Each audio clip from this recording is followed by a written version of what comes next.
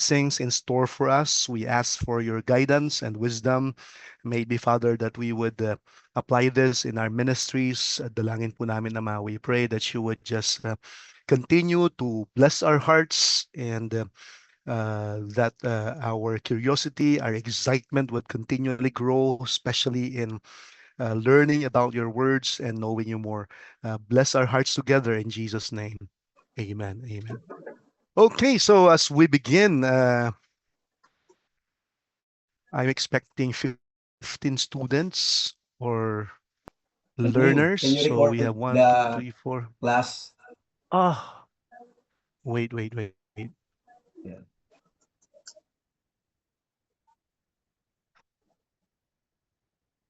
So that everybody can see it.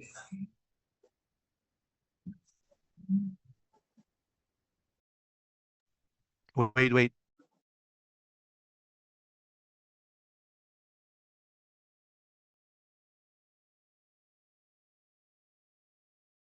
Recording in progress. Okay, so we're on record. As we begin this prison epistles, I'd like us to introduce ourselves first.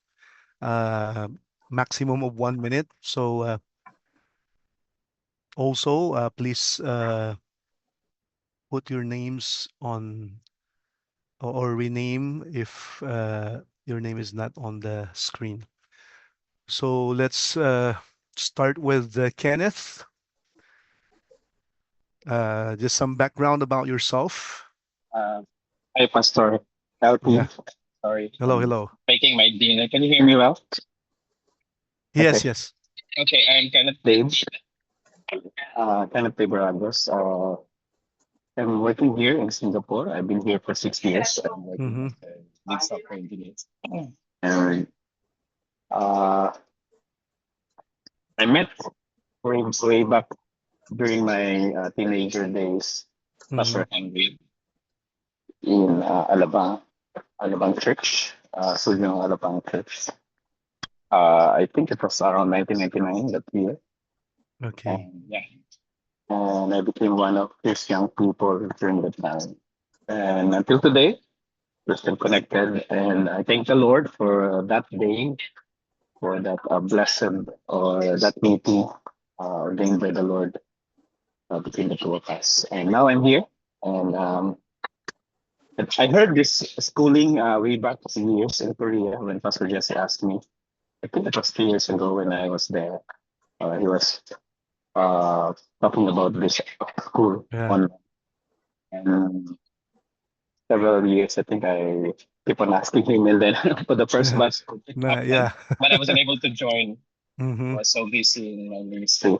But today I intentionally wanted to join as I said to Pastor Donald also. Yeah. So Okay. that's for me. And thank you. Okay. Thank you, Kenneth. How about Rose Patricio? How are you related to Pastor BM Patricio?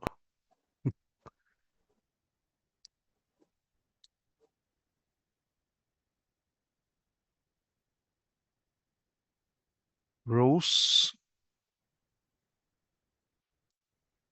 Okay. How about Hannah?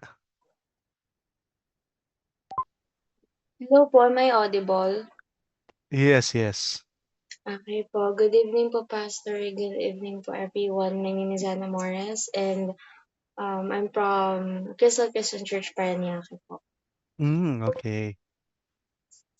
Thank you, Hannah. So you're with Yan, okay na Pastor po. Don. Yes. Sige, Rose. Hello po. Ako po si Rose. Hindi ko po alam kung kakilala ko yung pastor na Patricio kasi wala po. Mm-hmm. Bali, ano po, member po ako sa Crystal Church Sukat. And Okay. ay, nakakilala po ako sa Panginoon sa Korea under kay Pastor Jesse Arce. Okay. Yes. I am working po. Working. Kaya yung schedule ko po minsan Mm-hmm. nakaka-attend, minsan hindi. Yeah, okay. Ngayon po rest day ko, kaya naka-attend. Okay, Thank you thank you for po. that. How about Chris?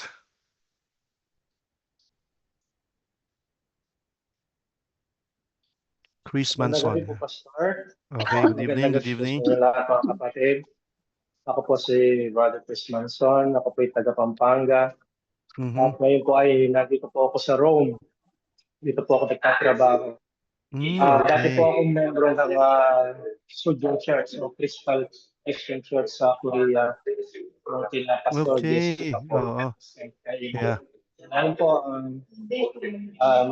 iba na pong church natin ako ngayon dito, Baptist Church. Okay. Yeah. Yeah, thank you for that, Chris. How about Anna June Tandok? Yeah, Good evening po. good evening.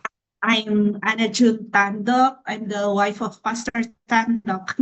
I'm Okay. I'm a native of Baguio, but we are presently residing in Parañaque.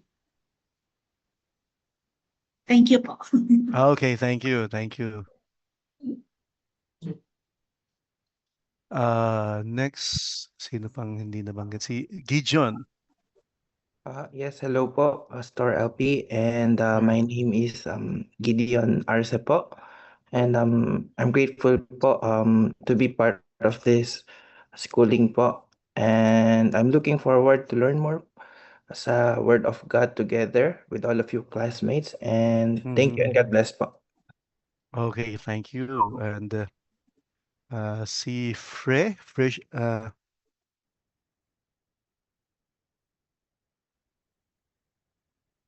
anong full name mo, Fre? Ano yata yun? Tama ba ako? Mhm. Hello, good evening. Good evening. Yun. Fre Junko. Yes, Prejunico Yes, Mosco. Fre Junico. Okay. Prejunico Gia Mosco. Dito ako nakabase sa Parañaque.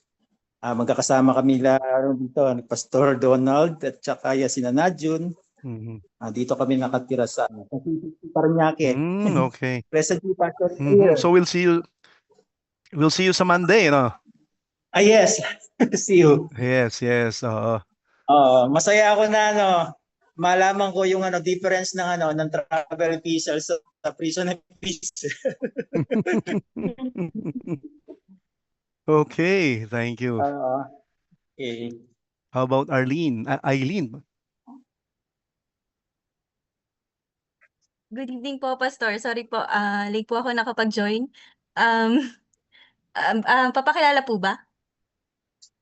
Yes. Good Kahit simpleng background lang.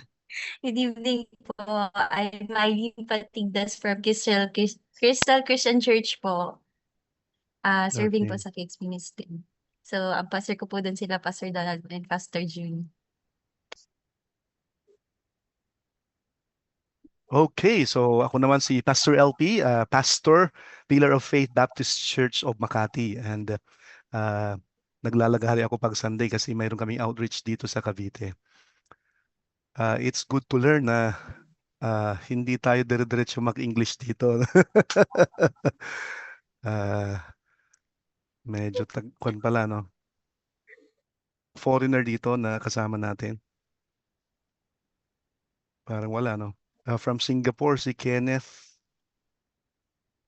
And then si Harold.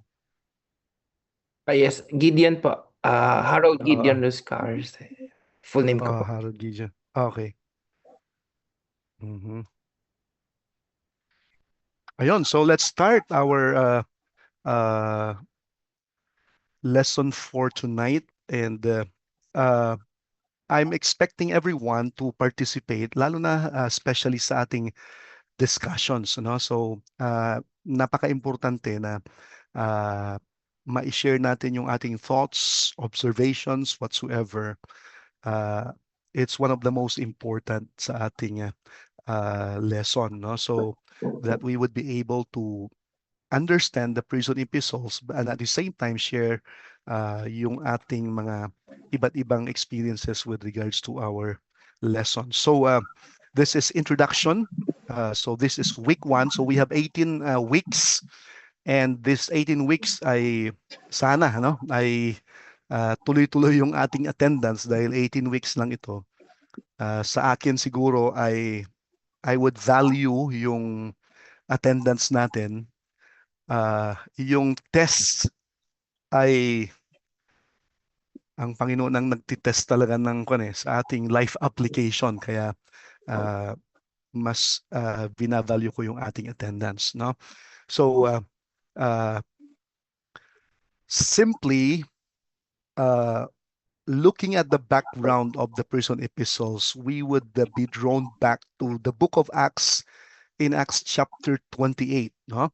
And specifically mula doon sa verse 16 to 31. And makikita mo the sovereign grace of God. He uses even the prison, the chains, to advance His kingdom. So yung mga supporting text natin dyan, of course, Ephesians, Philippians, Colossians, Philemon, and we would be assigned also para basahin itong mga ito, no? So ibigay ko na kaagad yung assignment nyo. So our next lesson would be Ephesians chapter 1. So I would request na basahin nyo every day ang Ephesians chapter 1. Okay? So 5, kahit na ko na lang, Monday to Friday lang. Okay? So 5 times mabasa nyo yung Ephesians chapter 1. As we go through, we see the main principle dito sa prison epistles, no?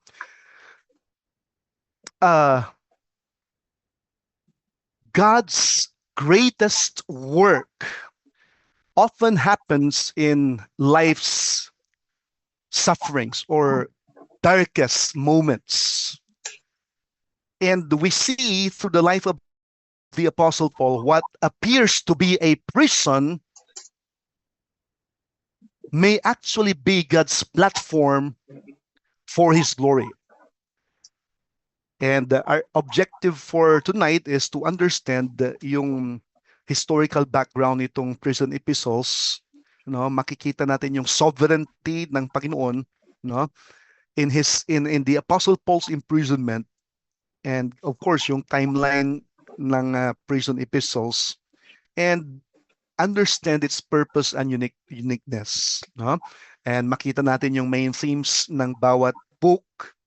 So parang sa ngayon, it would only be an overview, So let's be encouraged to trust the Lord, especially like the Apostle Paul in the most difficult seasons of life. Now, let me ask you, if you suddenly lost your freedom tomorrow, what ministry do you think could still be accomplished through your life? If suddenly talaga namang nawalan tayo ng kalayaan, what ministry do you think God could still accomplish through your life? Okay, so we can share any of our opinions, or if God has ever closed one door, ano pa kaya ang Pastor, pwede when natin it comes gawin? to freedom, walang cellphone, walang internet, or totally deprived sa privileges mo for communications, or Let's say you're isolated in a place. Let's say meron pa rin net, pero pinagbabawalan tayo mag-preach. Oh. Okay, walang worship service, bawal. Bawal ang mga gatherings whatsoever. What would you do, Would God still use you, and sa papaanong paraan? Sige nga, kahit kan lang, simple lang. Pastor, yes. even it's more on like being together and like the application. So I believe if you are not to preach, but definitely you can be with the person Mhm. or somehow be together with that person in your lives. It's more on like applying. It's more on pastor. I could say applying what you have learned, and this person, uh, they can see who Jesus is in your life. So you can still reflect the character of God through the fruit of the Holy Spirit. So I believe so, something like that. You can still minister. Okay, so that's a good thing, no? And there still can be many ways. So dito si Apostle Paul has been falsely accused. And dito sa Acts chapter 28, no, he was separated from friends. He was unable to travel, unable even to plant churches. Now he was chained to a Roman soldier 24 hours a day. So kung iisipin natin, ano, the Apostle Paul's ministry is over. Pero sa tingin ng Panginoon, no, his ministry, no, his greatest writings had just begun. So minsan iniisip natin, ano, sort of parang tapos na, no? Chained to Roman soldiers. Pero makikita natin dito, no one could chain the word of God. So yung kanyang prison naging classroom. No, imagine yung naka-chain with a soldier. Magandang one-on-one 'yon, ano? Yung kanyang prison cell has become a writing desk or a discipleship center. So itong prison epistles, it reminds us that God is never limited by our limitations. God is never limited by our limitations. And think about it. Sometimes God could even accomplish more through our sufferings than through our successes. So dito sa context ng Acts 28, no, si Apostle Pablo arrives in Rome. Because he had appealed to Caesar. Instead of immediate freedom, yung parang ang point dito, he was in a house arrest. And somewhat, no, yung Book of Acts closes with victory pa rin, not defeat, no? So matindi yung paradox dito. He was chained, and yet ito yung pagkakataon din that the Lord has used it to advance the gospel. So hindi siya na-confine lang doon sa kulungan, pero yung na-confine siya doon sa kulungan, pero yung salita ng Panginoon, it spread all throughout the Roman Empire. So dito sa puntong ito, kagaya ng yung sinabi ni Sir Pastor Frejunico, Pastor Fre, no? Pastor Fre. Parang wala na. Si Pastor Fre, sabi niya kanina, yung kanyang travels, no, missionary. Pero ngayon, he no longer can travel, no? Pero yung kanyang letters ang nag-travel to the entire world, even up to this day, no? So let's walk through the book of Acts, although titignan lang natin yung ilang mga verses dito. So we see here God's providence is often hidden inside our problems. So sa Acts 28 and verse 16, sabi niya, Paul was permitted to dwell by himself with the soldier who guarded him. So hindi ito dungeon, ano? He lives in somewhat a special confinement, maybe a house or a room that visitors may come, no? At yung mga tao na pumupunta doon, he teaches them and he writes letters. So imagine yung shift ng mga sundalo dito, no? Every 4 to 6 hours, a new Roman soldier would be chained to him. So 4 to 6 hours yung session nila. So tuwing palit ay pagkakataon para mag one-on-one si Apostle Paul, no? You see here, instead of having negative thoughts or complaining, he took the advantage.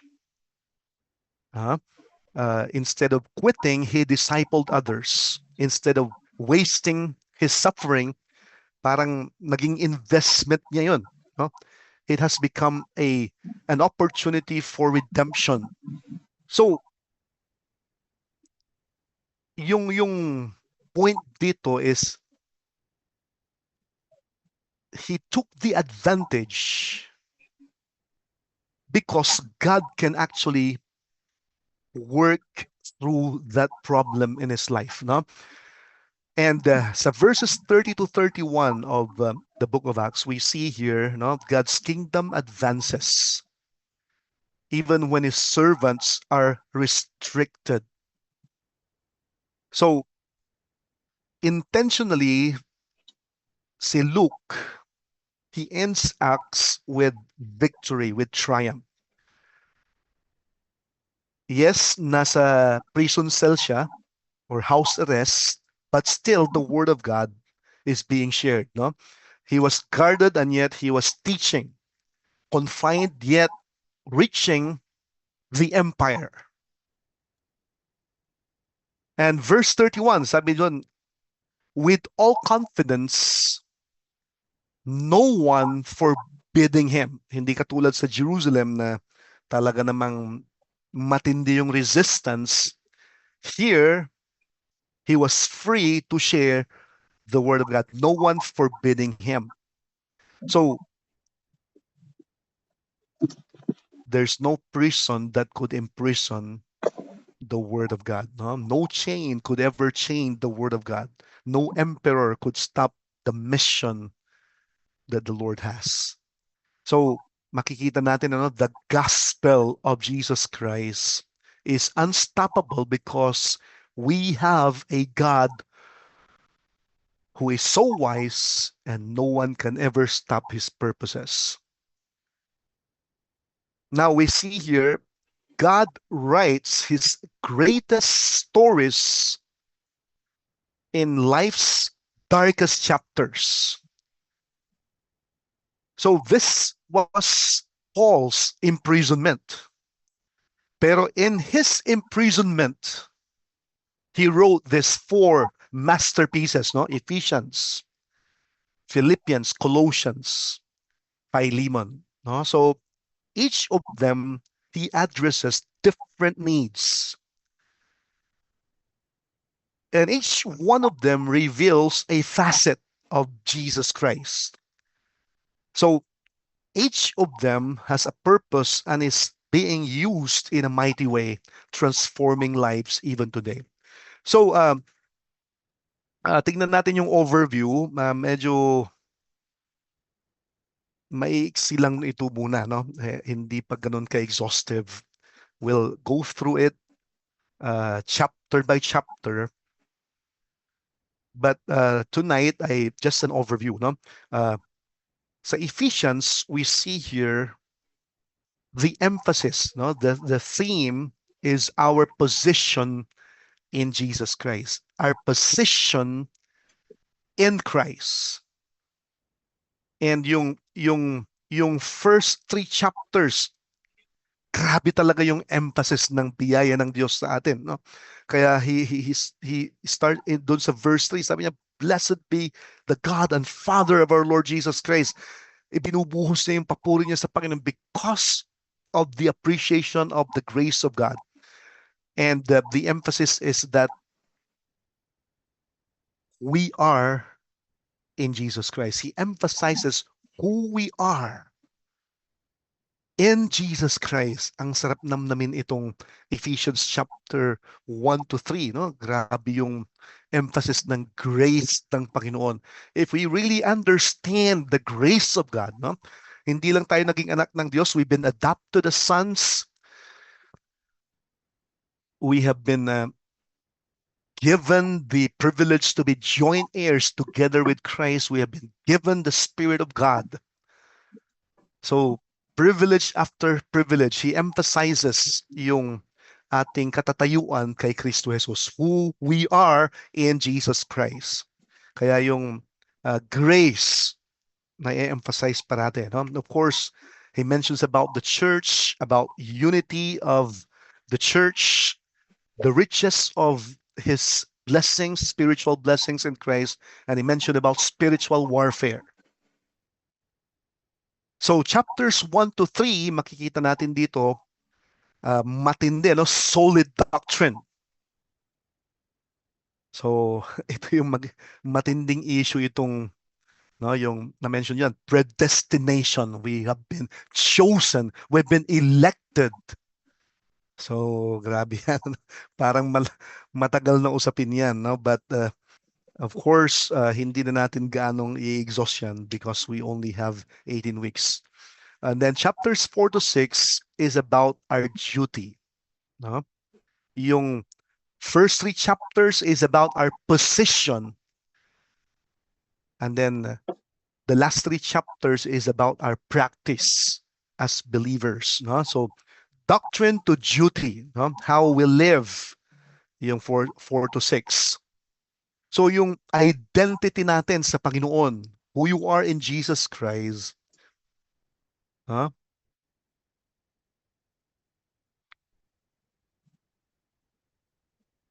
results to a greater response of obedience and walk in the Lord. No? So, naturally, kung na-appreciate mo yung grace ng Panginoon, ano, you would really respond. No? Yung understanding mo, the deeper you grow in the grace of God, the Lord has already provided you everything. Kaya naturally, you would obey, you would yield, you would surrender to the Lord. No? And you cannot live victoriously until you know who you are in Jesus Christ. And the more na nakikita mo yun, no? Anak ka ng Panginoon, we have the tendency na maglingkod ng maglingkod, pero iba kapag alam mo na mahal ka ng Diyos, mabiyaya ang Diyos, at ginagawa mo yun dahil anak ka ng Diyos. No? So that's Ephesians. Philippians, ang nangingibabaw, if you would read Philippians, is the joy in the Lord Jesus Christ. Imagine, ano, kahit na nasa kulungan or house arrest si Apostle Paul, hindi mo kailanman mapapansin yung mag-complain, or negative attitude or self-pity. The dominant word is joy. No? Makikita mo yan again and again. Not even comfort, not even freedom, but joy. So that joy is rooted in the Lord Jesus Christ, not our circumstances. Ito yung nakakalungkot sa maraming Kristiyano ngayon. Their joy and happiness depends on circumstances. Pero dito makikita mo, no? And that's why ito yung napakagandang halimbawa, because he was in the worst kind of situation, and yet joy yung theme ng Philippians. No? There's humility, there's contentment, there's still partnership in the gospel. Ganun ang pinuproduce ng Christ-centered life. And sabi nga niya, for to me to live is Christ. And so joy is not the absence of chains, but the presence of the Lord Jesus Christ in a person's life.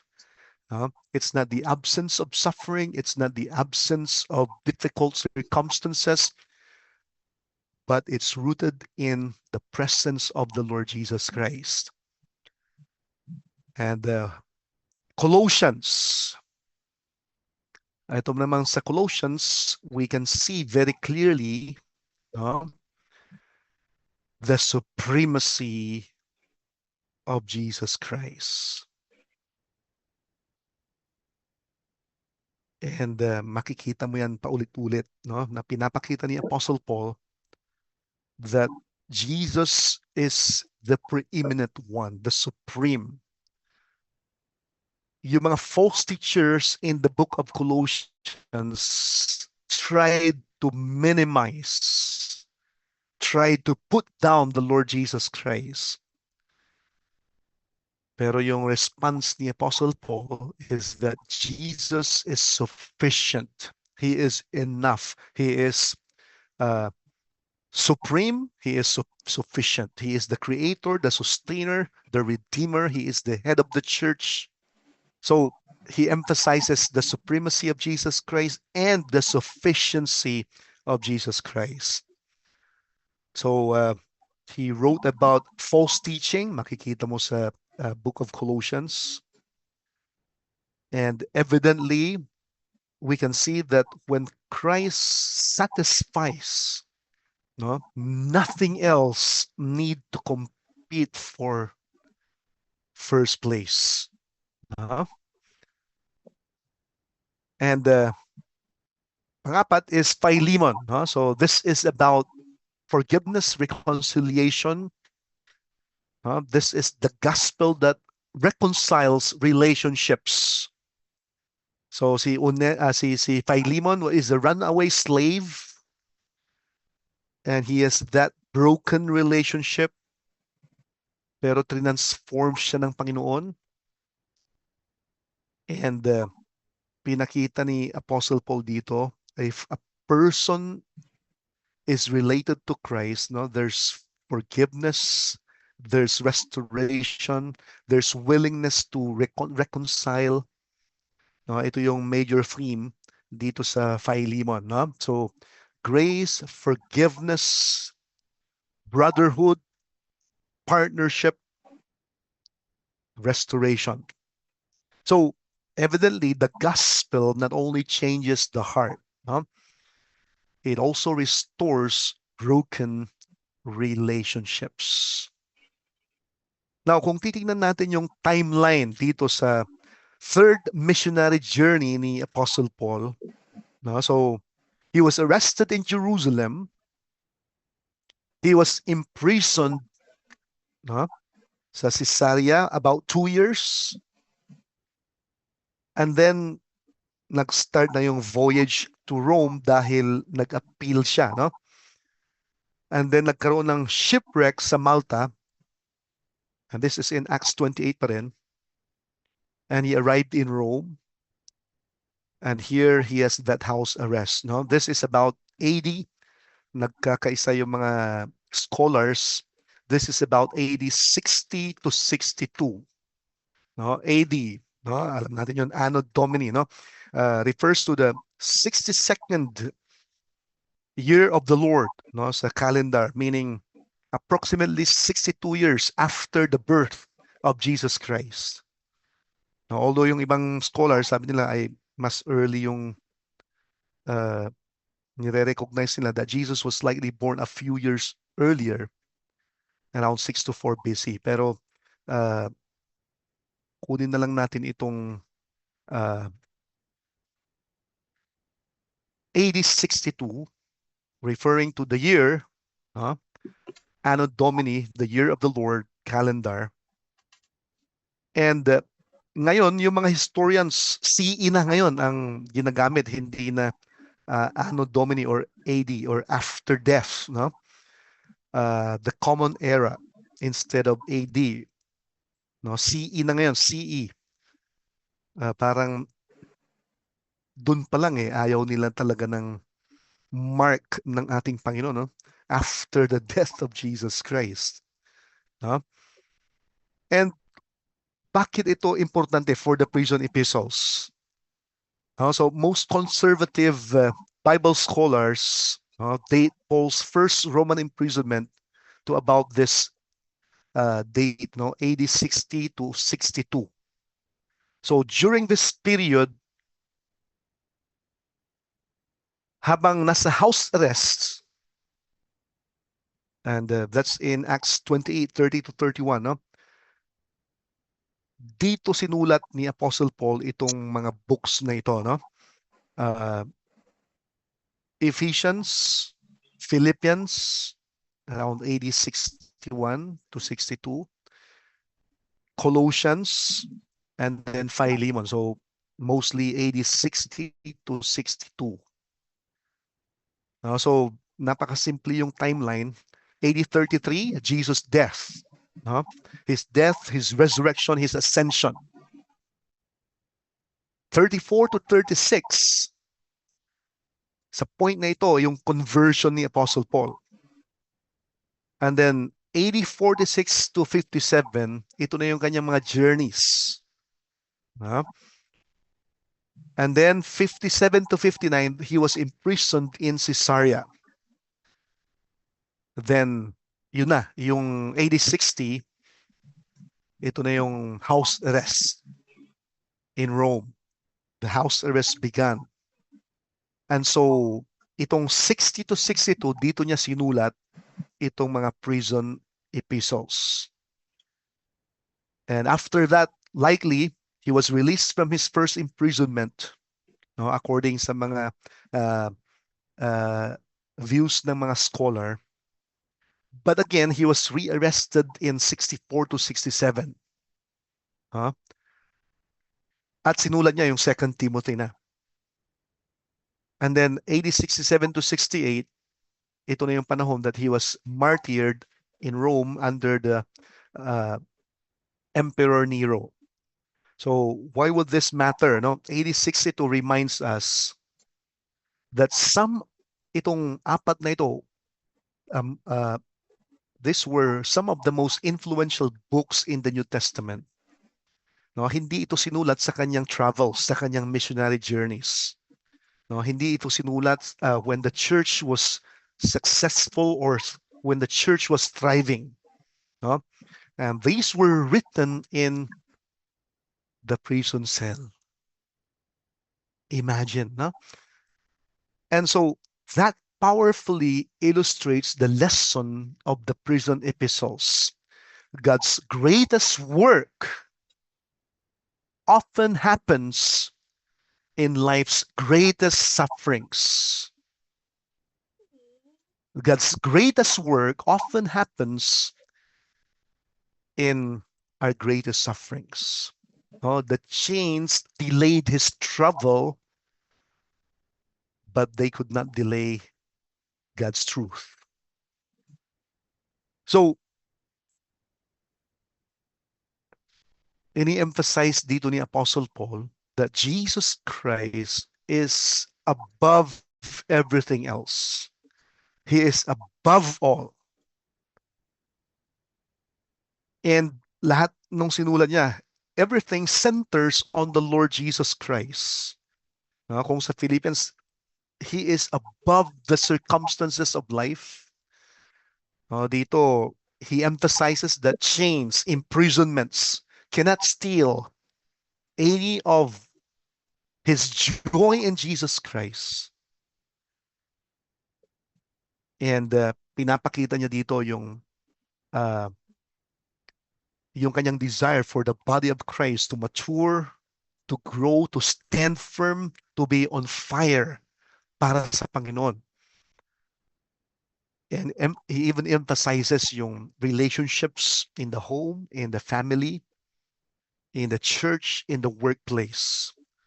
And the mention about warfare, spiritual warfare, and that the victory always belongs to Jesus Christ. So, simply for tonight,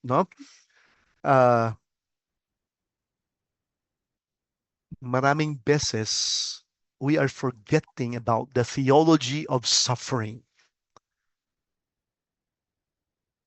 maraming beses we are after our comforts. Even sa mga bagay na consideration natin, parang sinisik natin yung ating comfort. No? And the worst thing that's been destroying the church is people eating their supposed godliness because of people seeking their comforts. But we see here, we must remember the Apostle Paul in his time when he was writing these epistles. Life seems to be unfair. He was falsely accused. But through that, the Lord, through him, wrote this beautiful, powerful letters. So, may mga panahon sa ating buhay, it seemed to be na parang sufferings, crisis situations come. No, parang nakukulaps yung ibang mga plano natin, no? Pero sana hindi natin isipin, ano, why me? No? Panginoon, bakit inalaw mo tong mga bagay na ito? But let's ask, what is God producing? What's the purpose? No? So we should never look at suffering as something na negative sa atin, no? Because our pains, when surrendered to God, no, always accomplishes His purpose. So, siguro at this point, no,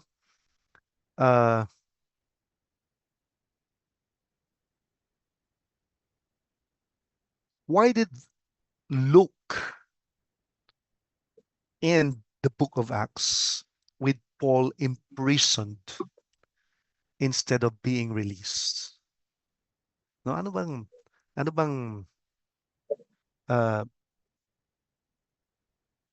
pinapakita ni Luke dito, no? Ano ba ang gusto niyang ma-sense natin? So, certainly hindi niya ini-emphasize si Apostle Paul, no? Ang focus niya was the advancement of the gospel. And yung imprisonment ni Apostle Paul just speaks so much. It highlights the sovereign grace of God working to accomplish His purposes. No? Pinakita ng Panginoon dito, God demonstrates that His kingdom advances regardless of human limitations. No? Sana mas you see, kung ikaw ay mas lalong magiging effective na leader, no, you must see beyond what other people see. No, you must think beyond the obvious. Kasi we have a God who has purposed everything, who has allowed everything that's happening for a reason. So, yung kanyang purposes are never imprisoned. And he wants to show that the gospel is unstoppable. No, the gospel has no prison walls. So, siguro mag-share tayo ng observations natin dito. What opportunities did imprisonment create at this point, no? What opportunities did the Apostle Paul's imprisonment create that freedom never could? No? So, ano yung mga nabuksang opportunity na kung hindi siya nakulong,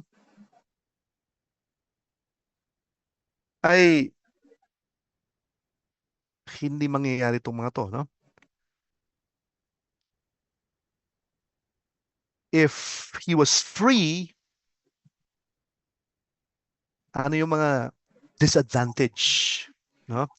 What opportunities did imprisonment create that freedom never could? Okay, so malaya tayo sa opinion natin, no? So let's share some thoughts.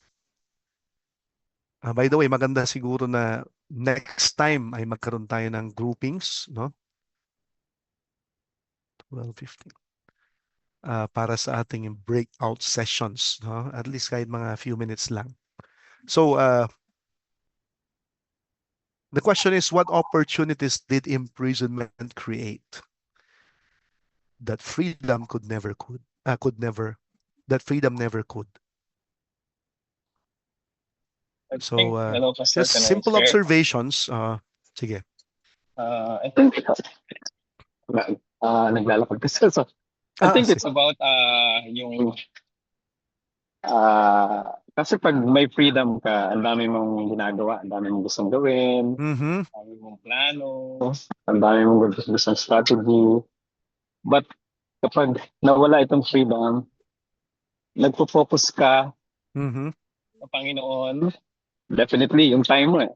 And then nagpo-focus ka kung ano yung meron kang magagawa. So meaning to say, nagiging simple ang buhay mo. Kasi I heard someone na nakulong. So isang pastor, narinig ko siya, no? Nakulong din Okay. siya because of this one of the malaking pastor siya dito sa Singapore. Mhm. And nakulong siya because of some financial issues. And then during the time na nakulong siya, mas nakapag-meditate siya, mas naintindihan niya yung plano ng Lord sa buhay niya. And then, mas nag-improve yung ibang mga bagay na nakakaligtaan. So meaning to say, there are things na hindi mo na-appreciate before, ma-appreciate mo during the time na wala ka. So for example, true friends, for example, you get to know you will get to know who really your friends are. So meaning, kapag Amen. nakulong ka, doon mo malalaman at your Mhm. worst situation, who really are your true friends. So for example, napakarami mong naging kaibigan, even na reach out, but definitely, who are those persons? O baka naman, nakulong na siya. Opportunity na natin. Something like that. So you will get to know who your true friends are when this kind of things happen to you. And sila talaga yung makakasama mo in the journey. And most likely, it relates to your family. So most likely, kapag may family na kulong ka, it will focus on the family, which is one of the ministry which as a pastor maybe as a minister we should not hindi natin makaligtaan. So I think these are my thoughts na nagiging simple ang buhay mo. Nakakapagbasa ka na ngayon ng Bible, most likely mas maraming time ka eh. Kasi isolated ka. So dati, ministry ka, reach out, marami kang, pero hindi ka na nakakapag-spend time with the Lord. So, but this time, mas focus ka kay Lord. Kasi marami kang oras. Nagpipray mo, kailangan ka lalaya, di ba? So, because of you don't have freedom and you become more artistic in a way, how can you share? No? Na you will, yun, Pastor. Yun lang po yung ano ko. Gusto kong i-share. So, Amen for that, no? Probably pagka hindi siya nakulong, no? He could have traveled a lot, no? Pero dahil nakulong siya, yun, I like yung sabi mo, focus. No? Pag malaya ka din. Ubusin yung oras mo sa kung ano-ano na mga distractions. Okay, so thank you for that. A better focus. And yun ang problema ng marami ngayon. Ang daming umaagaw sa ating atensyon. Sometimes the Lord makes a way to take the attention and focus on Him. I remember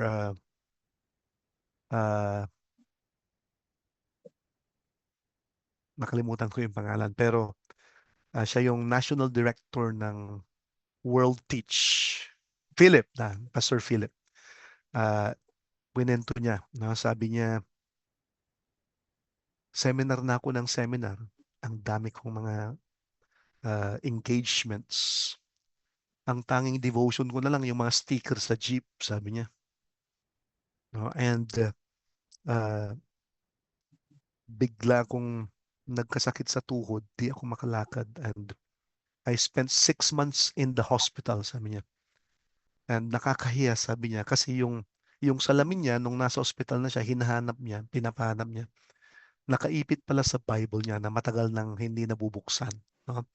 Pero during those 6 months, wala akong ginawa kundi makipag-fellowship sa Panginoon and read His Word.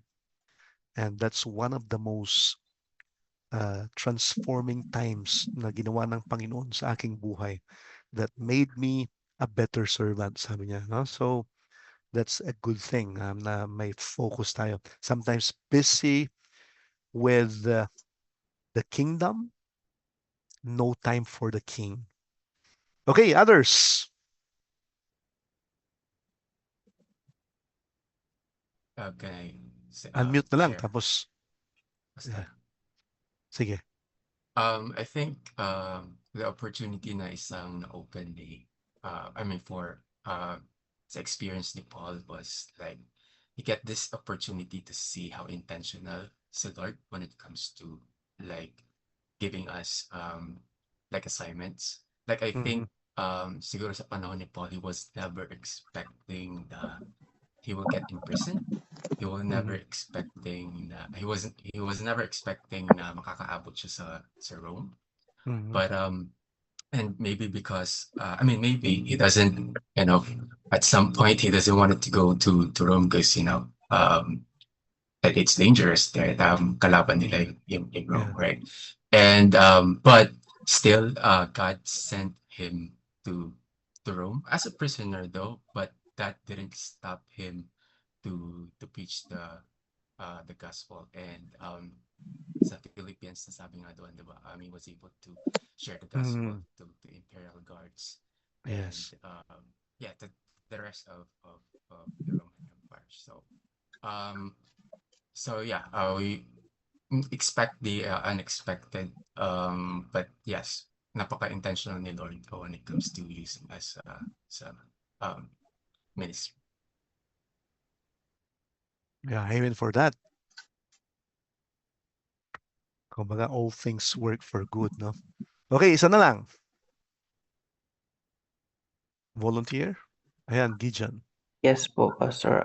I think of course kung walang imprisonment ni Paul, hindi na isulat yung mga epistles, so we're not able to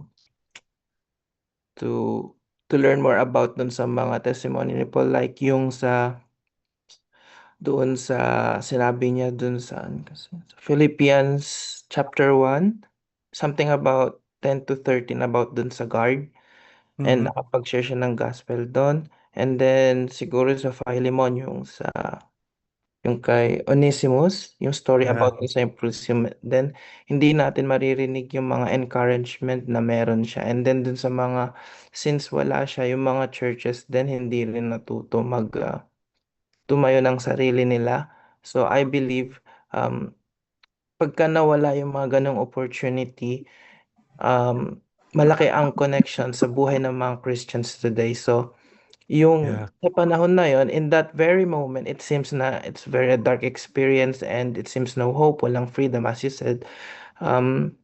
Pero hindi pala yung pagkaka-imprisonment niya pala, hindi yun pala ay very negative thing. It's also a blessing. So I think a big encouragement to that epistles na yung epistles na yun is yung sufferings are not always meant to be negative. So it means we could consider it also as a blessing. So para sa akin po, kung hindi na isulat yung mga ganon, mamimiss natin yung part na sufferings are also a blessing. Yun lang po sa akin, Pastor. Yes, amen for that. No? That's good. And talagang nakaka-amaze how the Apostle Paul responded, no? Parang kung titignan mo, parang dead end na yan, no? Wala na, kulong na, parang tapos na. And yet you see him, no, more passionate. And ang nakaka-amaze kay Apostle Paul ay, 'di ba, kung isipin mo nasa Rome na siya. Pero yung kanyang desire to minister to these people, these churches, ay ganun pa rin ka-intense. No? Nandun yung, kung sa Philippians ay grabe pa rin. No? He remembers them, he prays for them. Yung intensity ng kanyang pag-ibig sa kanila to shepherd them, nandun pa rin eh. No? He saw more opportunities than yung mga obstacles that come his way. No, he used them as a stepping stone, no, itong mga hindrances, seeming negative circumstances, and yet nakikita niya pa rin ang good side ng isang bagay. And I think that's one of the things that we need to develop sa ating buhay bilang mga lingkod ng Panginoon, no? To think a better kind of mindset na makikita mo dito kay Apostle Paul. Now, another question, why do we often assume, no? Why do we often assume that suffering means God has stopped working? No? Parang kadalasan kasi ay pagka nag-suffer o nakulong or some very negative circumstance came, parang nagko-conclude yung mga tao na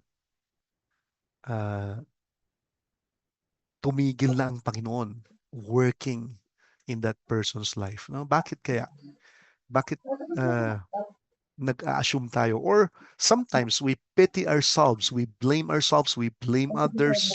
No? Kapag matindi na yung sitwasyon, no? Tinuturo natin yung iba or gumagawa tayo ng justification. No? When we suffer, kung nag-fail tayo or parang we think we're at the end of the road, why is it that we often assume na parang hindi na kumikilos ang Panginoon?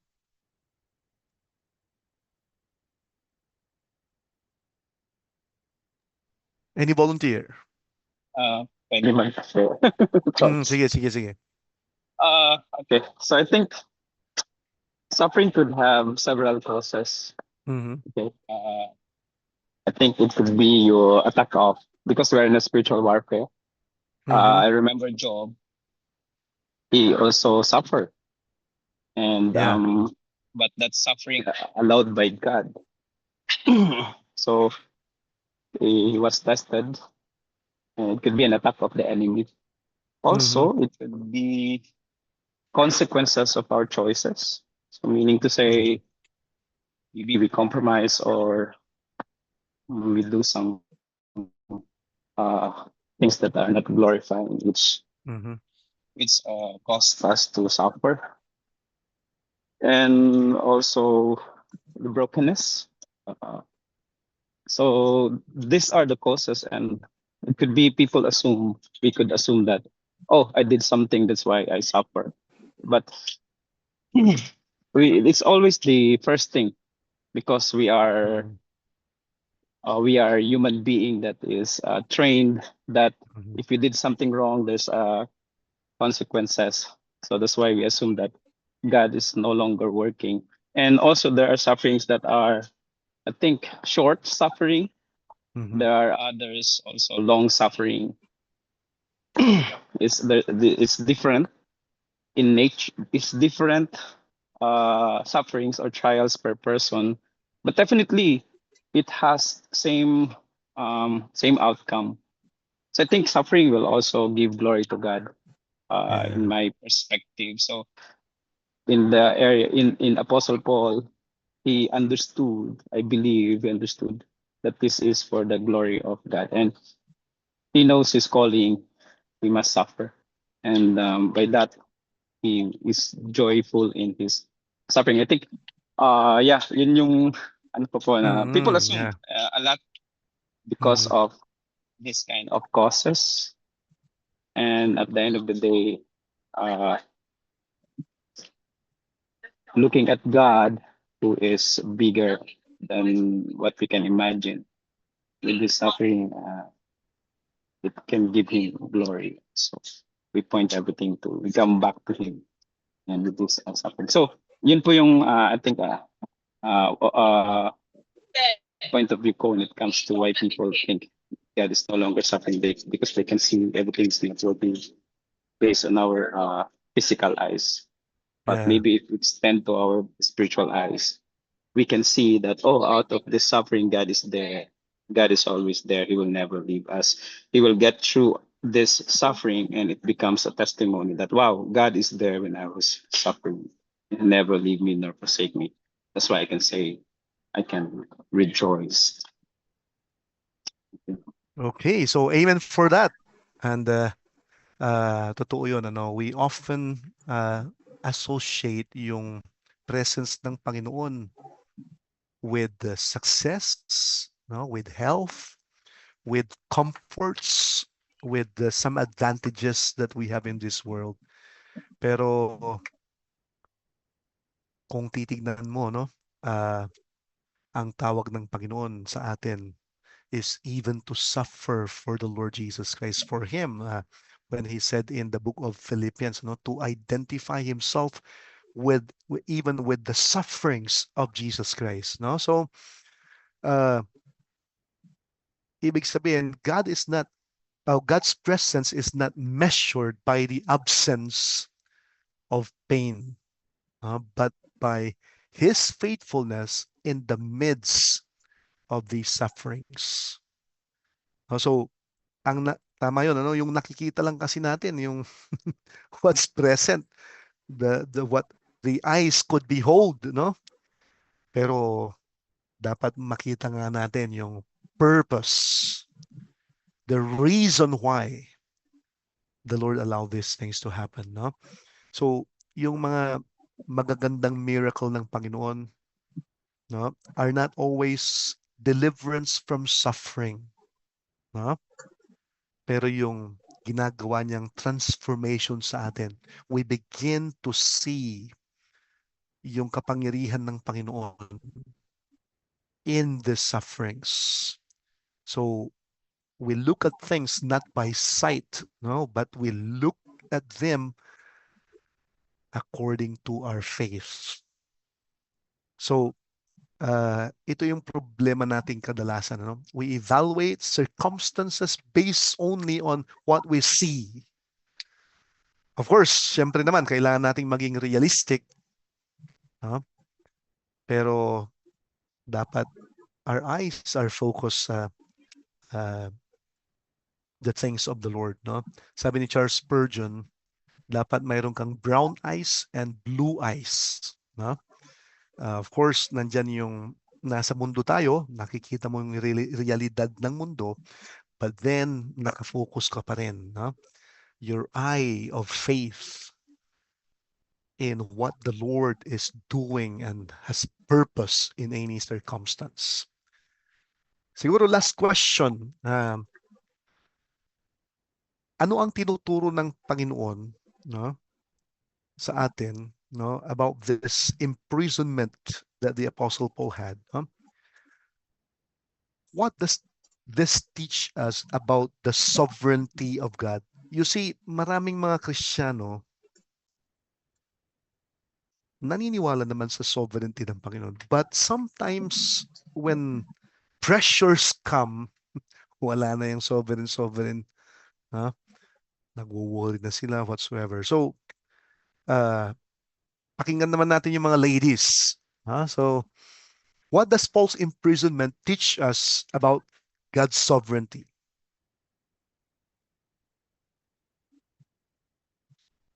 Okay, you can unmute and then share to us. Rose? Hello po. Yeah. Yan. Yung nakita ko lang din po dito na ah hindi po tayo exempted as Christians na makaranas ng mga ganung pagsubok. Like Paul po, di ba nakaranas siya ng mga ganun, pero napaka-effective niya na mag-share ng gospel, but yet nakaranas pa rin siya ng mga ganung mga pagsubok. And pinapakita lang din po yung sovereignty ng Panginoon, yung kanyang that He is in control, na kahit ano po yung maranasan natin, kung ano po yung kanyang will sa atin yung mangyayari po. Wala pong makakahadlang doon. So, yun lang po yung nakikita ko kay sa story po ng buhay ni Paul na nakaka-encourage po sa atin na tayo po mga naglilingkod sa Panginoon ay hindi po lagi maganda po yung mararanasan. Minsan pa nga po may persecution pa, minsan meron pa mga bashing, meron pang mga pagsubok na mararanasan. So, encouragement po sa akin yun na even mangyari po sa atin yun, definitely God has a purpose po. Yun lang po. Amen for that. No, so let's listen to another one sa ating ladies. Volunteer na lang.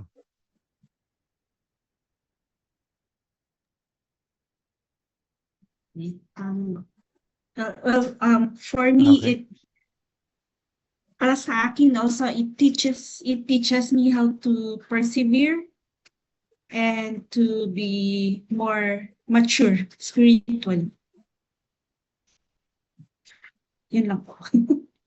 Okay, so maganda yun, ano? Perseverance.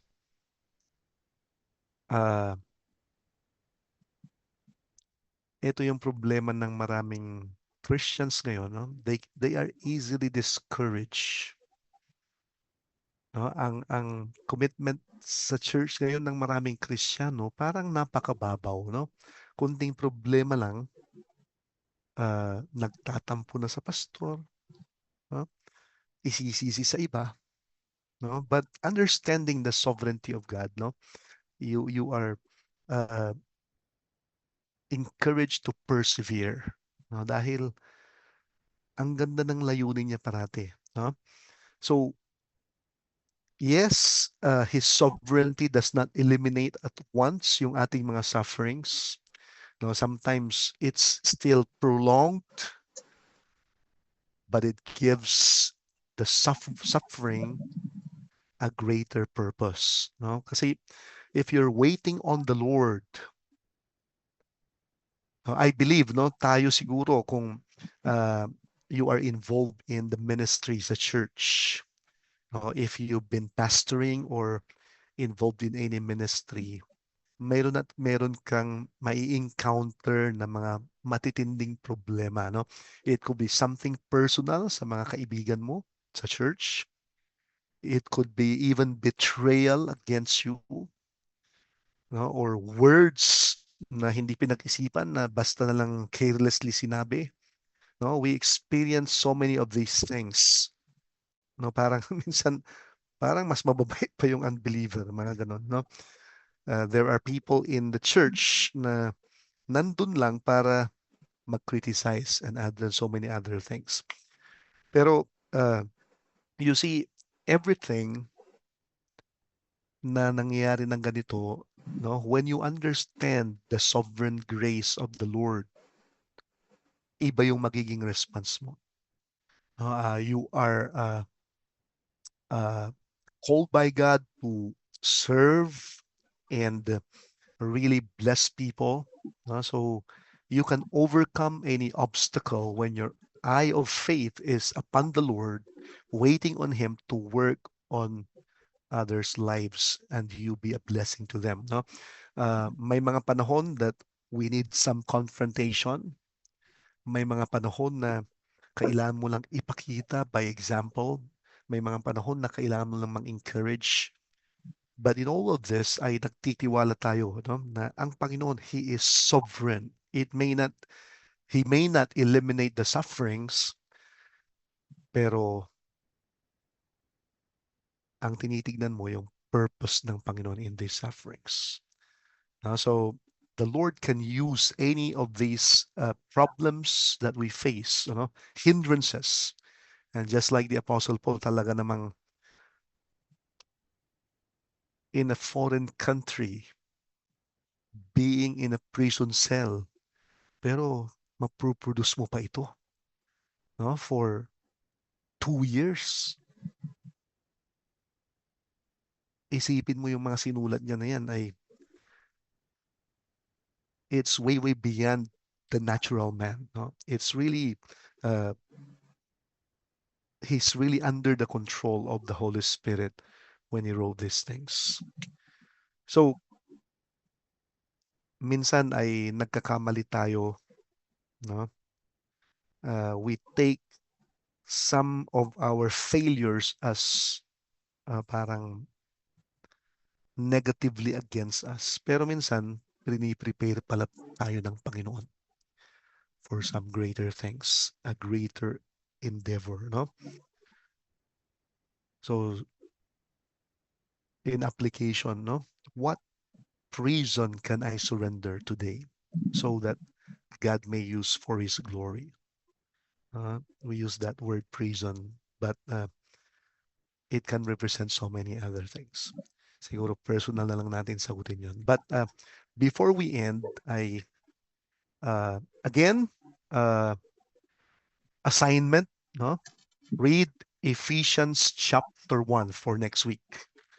Okay, Ephesians chapter 1 at kung maaari ay Monday to Friday ay lang naman yan, 5 minutes lang yan, Basahin natin ng basahin, Kahit na Monday, Ephesians 1, Tuesday, Ephesians 1, Friday, Ephesians 1. So, daily, mas ma-master natin yung Ephesians 1.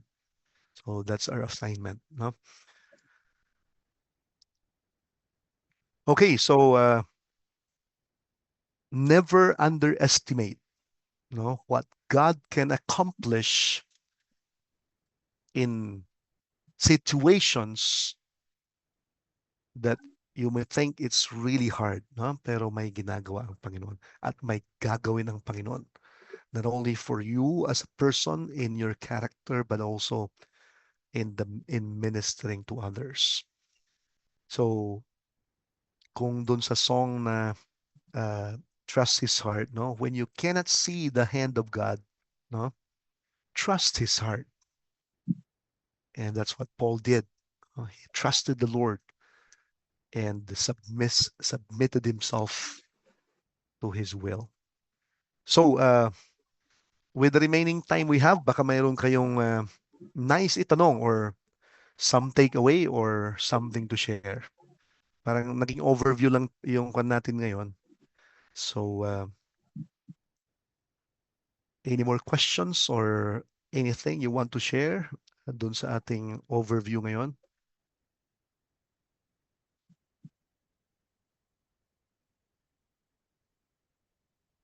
Habang nag-iisip kayo, picture muna tayo. Pwedeng paki-on yung inyong camera. Just a quick picture.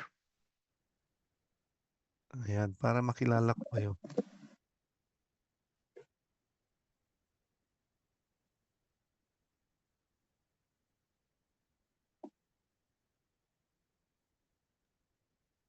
I'll just give an announcement after for a while. Okay, ready? 1, 2.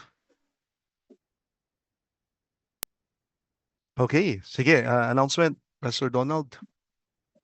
Okay, our class tomorrow will be 9 o'clock in the morning. So it will be Pastor George who will be teaching us for homiletics class. So don't forget, 9 o'clock in the morning until 10:30. So yun yung ating announcement lang. The same time, don't forget, our classes will always be Thursday. Sir Jerry will be teaching us. It's just that the problem is that we're using Google Meet, and now we use Skype with Skype. Zoom pala, Zoom. I thought Skype. With Pastor. Masanay ako dito eh. So, yeah, just a reminder. It's good to see you all. Yung link ngayon, ito na rin yung link natin every Fridays. Oo, every Friday, ito na yung link natin. So, i-save nyo na ito. Oh. Oo. Pastor Jerry is even asking if he can use also this link. Sandali ha. The problem is that Ano yung schedule? we- Ano yung schedule niya? Thursday, every Thursday. Thursday. Oh, pero Thursday, kailangan ka-record kasi anong para oras? ano, Anong oras? 7:30 to 9, same class, same time. 7:30 to 9 p.m. Oh. Sandali, Tapos pag na-record, tanungin ko lang si send Mrs. it to the GSBC School of Ministry para mai-upload nila sa YouTube. Yun.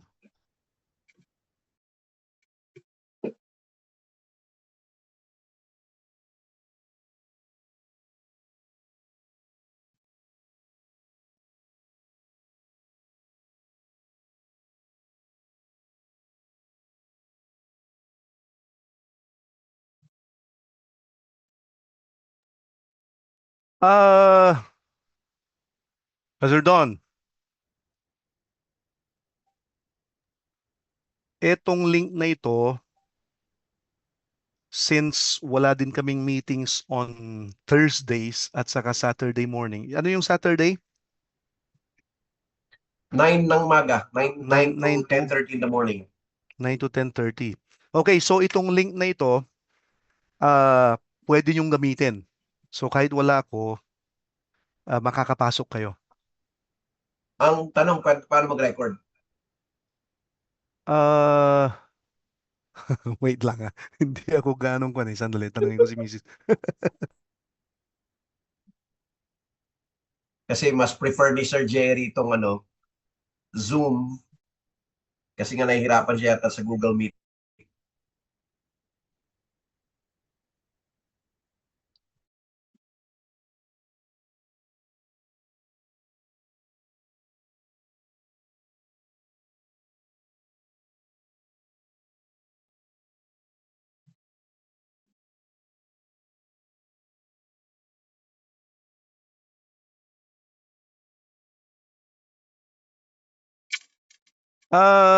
Naka-laptop ka ba, Pastor Donald? Parang ganito, parang laptop.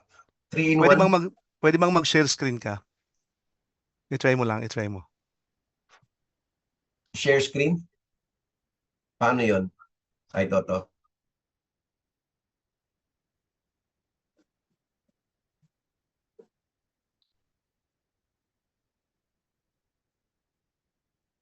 Yan.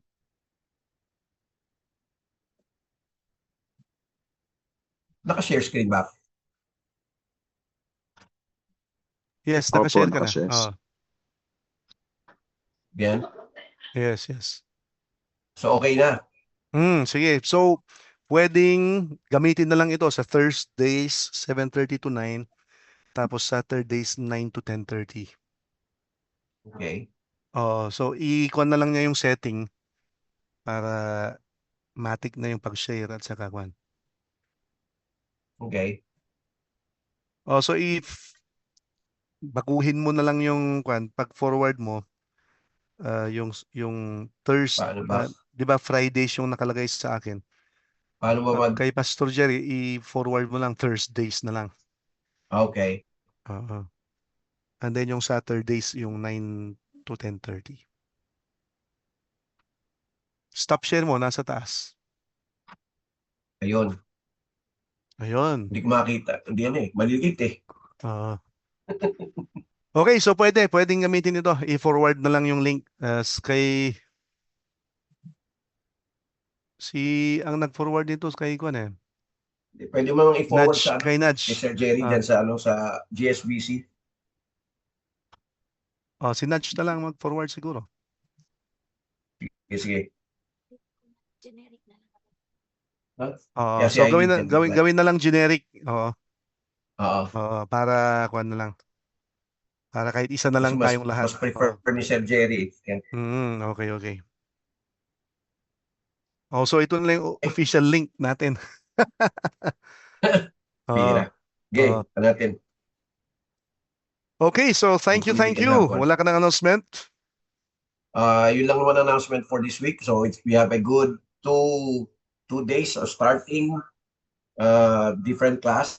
I hope that you are learning from your classes. Sa akin, refresher course. So it's a reminder also seeing God, how God works in our ministries. Kahapon, introduction to ministry, I listened well to Sir Jerry. And now, even today, I was listening to Pastor LP. So it's a reminder again that indeed, in spite of difficulties or circumstances in life, God is using all of those for us to grow more, for us to not only to persevere, to grow, but also to become more useful, as God used Paul in spite of his experiences being, God used it for him to be able to write those theological books or epistles. So it's a good one. Okay, so let's close in prayer. Thank you for your presence tonight. Let's pray. Let us pray. Our Father, we thank you for tonight. Thank you for how you have been working in the life of each one. And we thank you for the example of the Apostle Paul. Help us to see what others don't see, Lord. And maybe that you would just allow your Spirit to work mightily in us, that we would respond well to the challenges of life, to problems and the sufferings, difficulties that come to us. Lord, we pray that you would continue to just give us that wisdom, that we might be able to respond well, and that we might be encouraged to serve you more, to serve you better, and to even consider our sufferings as joy, O Lord, in serving. And may it be that you would just bless each of our hearts and help us, Lord, para mas makita po namin ang napakagandang ginagawa ninyo sa bawat buhay po namin and bawat ministry po namin. We pray that you would inspire us more in serving you, to initiate ways in which we can be a blessing. Pagpalain niyo po ang bawat isa sa pangalan ni Jesus. Amen and amen. Amen. Okay, Thank you, good Pastor. night and God bless Good night. you. Thank you. Thank you, Good Pastor. night po, Pastor. Salamat. Salamat po. night. Thank you. Good God night, bless. God everyone. bless. Thank you. Bye-bye. Good night. Recording stopped.